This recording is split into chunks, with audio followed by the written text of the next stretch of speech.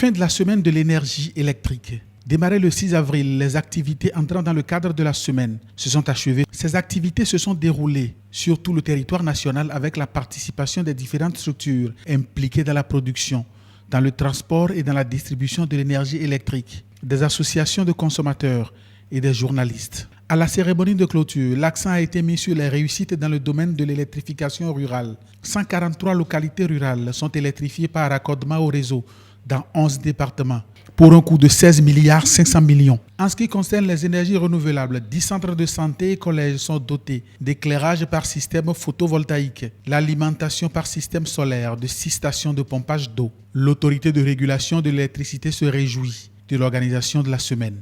L'arrêt participe à la semaine de l'énergie électrique qui s'achève ce jour et qui a donc permis aux populations de notre pays de toucher du doigt les efforts consentis par le gouvernement, les PTF et les autres acteurs du secteur pour une énergie de qualité, fiable et continue. Les partenaires techniques et financiers qui eux aussi sont associés à l'initiative trouvent le concept original et pertinent. La semaine de l'énergie électrique constitue, de par ses objectifs, une démarche qualitative qui non seulement permet de mesurer le chemin parcouru en matière de réalisation, d'innovation dans le secteur qui est en plein essor, mais aussi de contribuer à renforcer la synergie d'action au service de l'émergence et du développement de notre pays.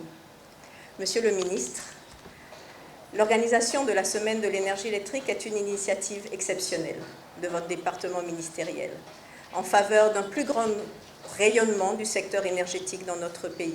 Les associations de consommateurs ont découvert au cours de la semaine les efforts que fournit le gouvernement pour les satisfaire. Les consommateurs, par ma voix, vous présentent leurs félicitations et vous encouragent davantage.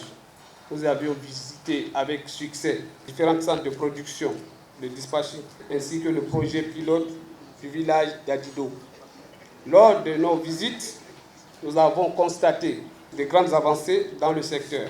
Et le ministre en charge de l'énergie de plaider pour une politique de l'anticipation. Nous ne devons plus, dans ce pays, courir après la demande.